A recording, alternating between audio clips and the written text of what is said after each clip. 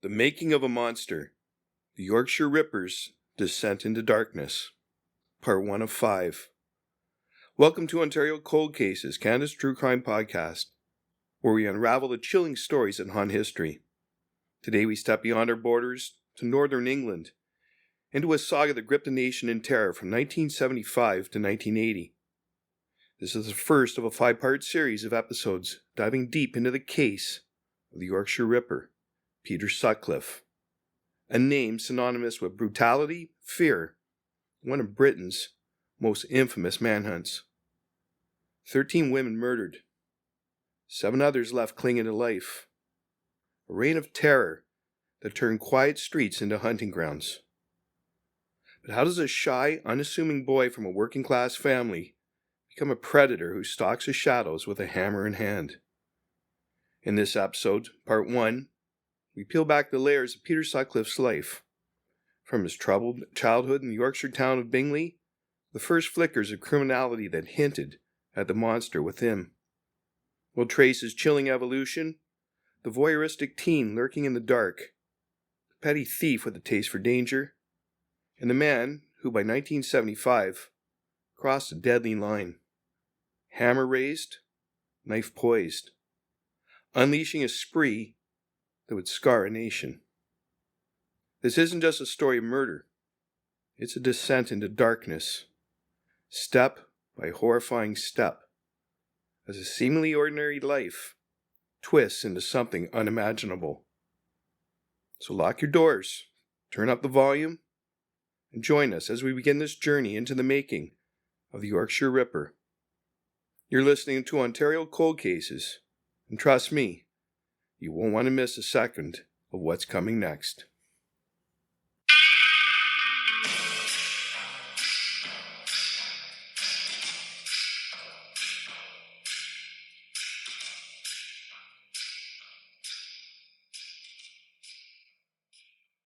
Hello, I'm Jay Nichol, Nichol Investigations, and this is Ontario Cold Cases, Canada's True Crime Podcast. Ontario Cold Cases is a gripping true crime podcast that shines a light on unsolved murders, disappearances, and forgotten crimes from across the province and the world. With meticulous research, compelling storytelling, and a commitment to historical accuracy, we bring you the real stories of victims, investigators, and suspects, stories that demand to be heard. Each week, we take you deep into the world of true crime with a packed schedule of episodes. Tuesdays, historical true crime cases, exploring infamous and obscure crimes from history. Wednesdays, the Mick and Mac Mysteries, a thrilling fictional detective series set in 1950s Toronto. Thursdays, World Cold Case Thursday, investigating unsolved cases from around the globe. Sundays, Ontario Cold Cases, the latest episode uncovering an unsolved mystery from Ontario. From high-profile crimes that shock the nation to little-known cases waiting for justice, we uncover the truth, one case at a time. Join us as we explore the dark corners of history and mystery, where every clue could lead to answers and every case deserves a second look. Subscribe now wherever you listen to your favorite podcasts and never miss an episode of Ontario Cold Cases, Canada's True Crime Podcast.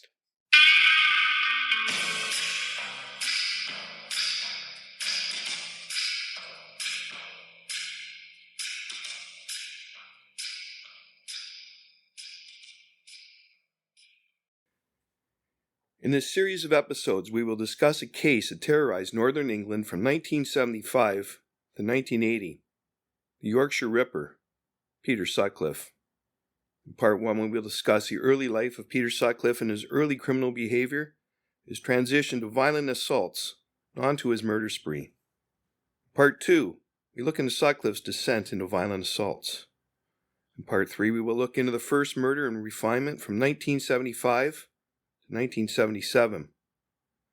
In Part 4, we will look into Sutcliffe's peak killing spree from 1977 to his arrest in 1980. In Part 5, we will provide details of the investigation, or some called it, a catalog of errors. We also look into how the arrest came about, a psychological profile, and Sutcliffe's ultimate death in prison. The Yorkshire Ripper case, centered on the crimes of Peter Sutcliffe, stands as one of the most notorious serial killer sagas in British history. Between 1975 and 1980, Sutcliffe murdered 13 women and attempted to kill 7 others, primarily in West Yorkshire and Manchester, unleashing widespread fear and triggering an extensive police manhunt.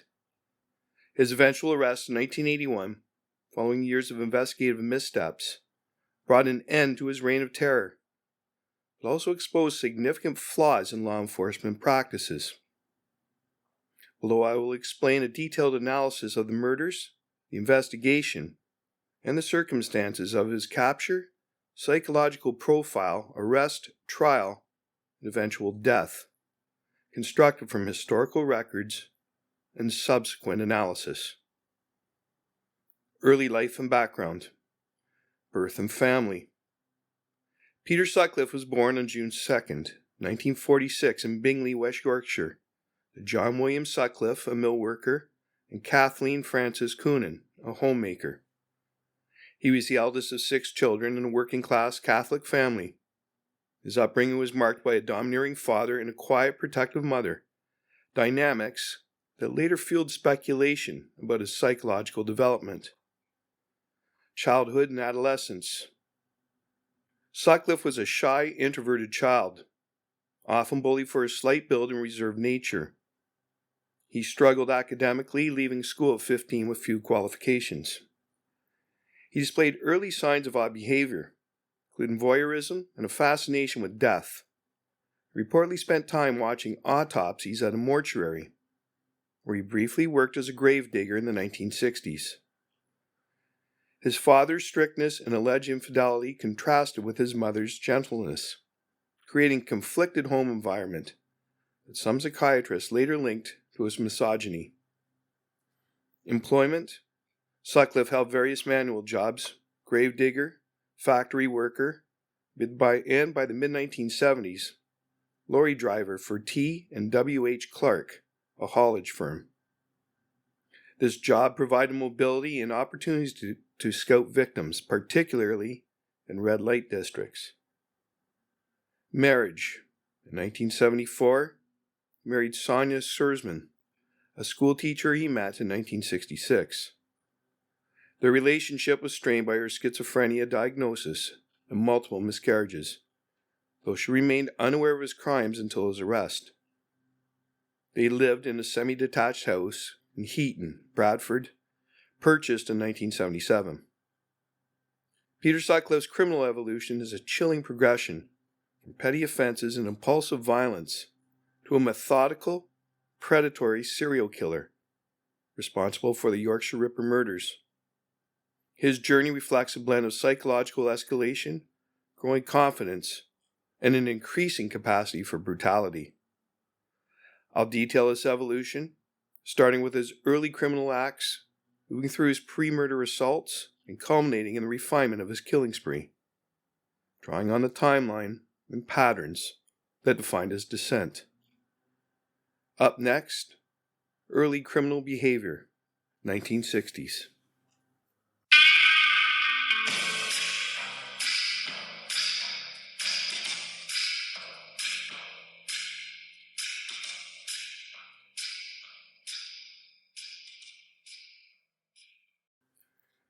Early criminal behavior, 1960s.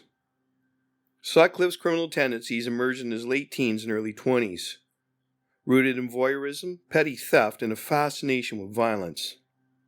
These initial acts were relatively minor but foreshadow his later aggression. Key incidents: voyeurism and odd behavior.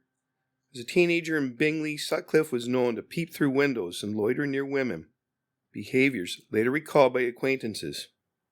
His job as a gravedigger in the mid-1960s at Bingley Cemetery deepened his macabre interests. He reportedly bragged about watching autopsies, and once claimed a divine voice spoke to him from a grave, a story he later used in his defense, though its veracity is dubious. 1966, motorcycle theft. At 20, he stole parts from motorbikes, showing a disregard for authority, though this was typical juvenile delinquency rather than a sign of violent intent. In 1969, first recorded assault. On September 29, 1969, age 23, Sutcliffe attacked a sex worker in Bradford's red light district. He lured her to a quiet spot, struck her with a sock filled with a stone, and fled when a passerby interrupted. Days later, on October 6, he was arrested in the same area with a hammer and screwdriver, ostensibly to repair a car. Charged with going equipped for theft, he paid a £25 fine and avoided deeper scrutiny, a missed opportunity to flag his potential danger. The analysis: these early acts revealed a mix of sexual curiosity, impulsivity, and aggression, with tools, hammer and screwdriver, that would later define his murders already in play. His targeting of a sex worker suggests an embryonic grudge against such women, possibly sparked by personal slights. He later claimed a prostitute cheated him out of money in the 1960s, fueling his hatred. The transition to violent assaults in 1975. By 1975, Sutcliffe's criminality escalated from opportunistic theft and harassment to deliberate violent attacks on women. This phase marks a shift to physical harm, testing methods that would become his signature. Pre-murder assaults. Number 1. Anna Roloski, July 5th, 1975. Location: Cayley, West Yorkshire. The details: Sutcliffe approached Rogolski, a 36-year-old woman, under the pretense of conversation. He struck her 3 times on the head with a ball-peen hammer and slashed her stomach with a knife, intending to kill. A neighbor's shout scared him off, and she survived after surgery. The significance: his first known hammer attack, showing premeditation, carrying weapons, and a willingness to escalate beyond blunt force to stabbing. Number 2. Olive Smelt, August 15th, 1975. Location: Halifax. Details: Smelt, 46-year-old woman walking home, was hit twice in the head with a hammer from behind. Sutcliffe slashed her back, but fled when a car approached. She survived with permanent injuries. Significance: the attack refined his ambush tactic, striking from behind to incapacitate, while his escape under pressure suggests he was still cautious. Number 3. Tracy Brown, August 27th, 1975. Location: Silsden. Details: Brown, a 14-year-old schoolgirl, was walking a country lane when Sutcliffe hit her 5 times on the head with a hammer. She survived due to her thick hair and quick medical attention. He confessed to this attack post-arrest. Significance: his youngest victim at this stage, indicating early flexibility in targeting beyond sex workers, though he hadn't yet killed. Number 4. Marcella Claxton, May 9th, 1976. Location: Leeds. Details: Claxton, a 20-year-old sex worker, was lured into Sutcliffe's car. He hammered her head, causing a miscarriage of her 4-month pregnancy, and dumped her alive. She provided a detailed description: dark hair, beard, which was later ignored by the police. Significance: post-dating his first murder, this shows he wasn't yet fully committed to ensuring death, possibly still gauging his limits. Analysis: these attacks reveal a clear evolution. Weaponry: he adopted the hammer as a primary tool for quick incapacitation, paired with a knife or screwdriver for secondary damage, a dual method he perfected later. Targeting: while initially focused on sex workers, he began attacking others, example Brown, hinting at a broader misogynistic impulse. Confidence: His willingness to strike in varied settings, urban streets, rural lanes, and flee when interrupted, suggests growing boldness tempered by self-preservation. Up next, First Murder and Refinement, 1975 to 1977.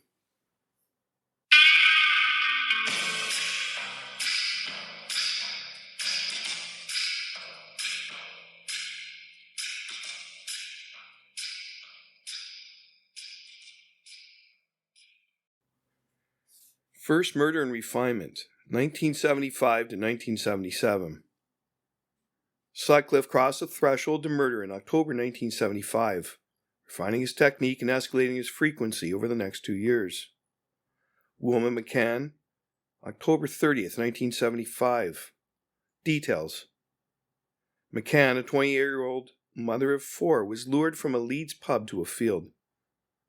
Sutcliffe hit her twice with a hammer, stabbed her 15 times in the chest and abdomen, and left her body exposed. He later claimed she insulted him, triggering his rage. The evolution? This marked his first completed kill, shifting from survival outcomes to deliberate lethality. The excessive stabbing suggests an emotional release beyond mere intent to kill. Early murder patterns? Emily Jackson, January 20th, 1976. Hammered and stabbed 52 times. The screwdriver used to mutilate her body. The overkill indicates increasing savagery. Irene Richardson, February 5th, 1977. 3 hammer blows and multiple stabs. Their skirt lifted post-mortem, introducing a sexual element. Patricia Atkinson, April 23rd, 1977. Killed indoors in her flat, a rare deviation showing adaptability to opportunity. The analysis is method. He settled on a consistent MO, hammer to the head, 2 to 5 blows, followed by 10 to 50 plus stabs, often targeting the torso. The screwdriver occasionally replaced a knife, reflecting improvisation. Psychology, the mutilation imposing example, lifting skirts, suggests a mix of sexual gratification and dominance, though he denied rape. Pace, 4 murders in 18 months, show he was accelerating, gaining confidence as police struggled to link the crimes. Peak killing spree from 1977 to 1980. From mid-1977, Sutcliffe's criminal evolution peaked, marked by geographic expansion, victim diversity, and bolder execution, culminating in 13 murders and 7 surviving victims. Expansion and indiscrimination. Jane MacDonald, June 26, 1977. 16-year-old shop assistant, not a sex worker, killed in Leeds. Her death shattered the prostitute-only narrative, escalating public fear and police pressure. Jean Jordan, October 1st, 1977. Killed in Manchester, his first outside Yorkshire. He returned days later to dismember her body after realizing a £5 note he gave her could be traced. It was, but police missed the lead. Josephine Whitaker, April 4th, 1979.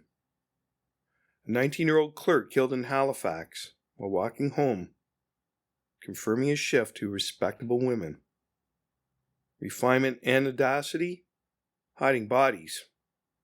Yvonne Pearson's body, January 1978, was concealed under a sofa, and Barbara Leach's, September 1979, under rubbish, showing efforts to delay discovery as police closed in. His weapon variation. Marguerite Walls, August 1980, was strangled with a ligature, not hammered. A brief departure, possibly to confuse investigators, or due to circumstance. No hammer on hand. frequency. By 1979 to 1980, he killed 5 women in 14 months, his fastest rate, reflecting diminished caution. The analysis is adaptability. He expanded his range: Manchester, Huddersfield, and victim pool, students and clerks, exploiting police assumptions about his profile. His risk-taking, returning to crime scenes, Jordan, and attacking in populated areas, Whitaker and Hill, show he thrived on the thrill of evasion. Control, concealing bodies in varying methods, suggests a tactical response to the intensifying manhunt. Psychological and behavioral shifts. Throughout his evolution, Sutcliffe's mindset and behavior evolved. His trigger, he claimed a mission to rid the world of prostitutes, later all women, possibly a rationalization for deeper hatred or a fabricated insanity defense. Duality, he maintained a normal life: marriage, job, social interactions, while killing, a compartmentalization that baffled peers. Escalation, from hesitant assaults, fleeing interruptions, to calculated murders, ignoring risks. He grew desensitized and addicted to violence. Up next, the evolution spans.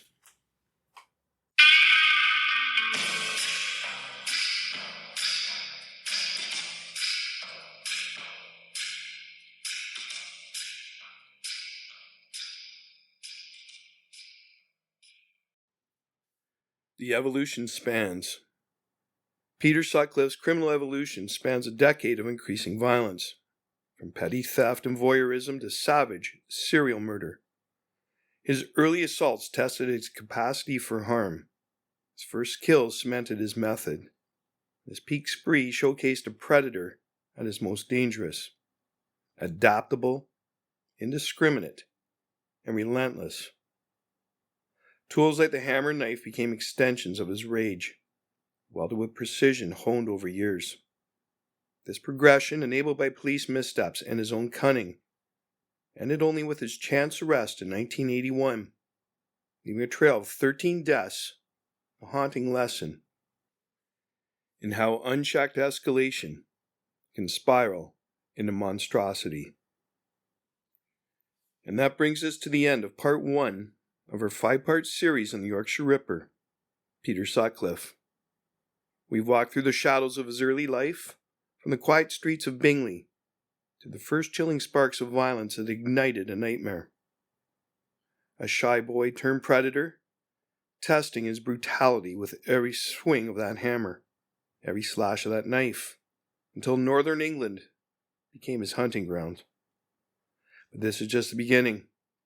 The descent into darkness has only started, and the worst is yet to come. Next time in part 2, we'll step closer to the horror, dissecting each of Sutcliffe's 13 murders in gripping detail, from the streets of Leeds to the alleys of Manchester. You won't want to miss a single moment of this episode. So make sure you're subscribed to Ontario Cold Cases, Canada's True Crime Podcast. You can find us wherever you get your podcasts: Spotify, Apple Podcasts, or your favorite app. Just hit that subscribe button so you're ready when the next episode drops. If this episode sent chills down your spine, share it with a friend who loves a good true crime tale. Let's get this conversation going. Drop us a comment or a review. Tell us what you think about Sutcliffe's evolution. And join us as we unravel the rest of this terrifying saga. Until then, stay safe, keep your doors locked, and we'll see you back here for part 2. This has been Ontario Cold Cases, because every case deserves answers, and every victim deserves justice.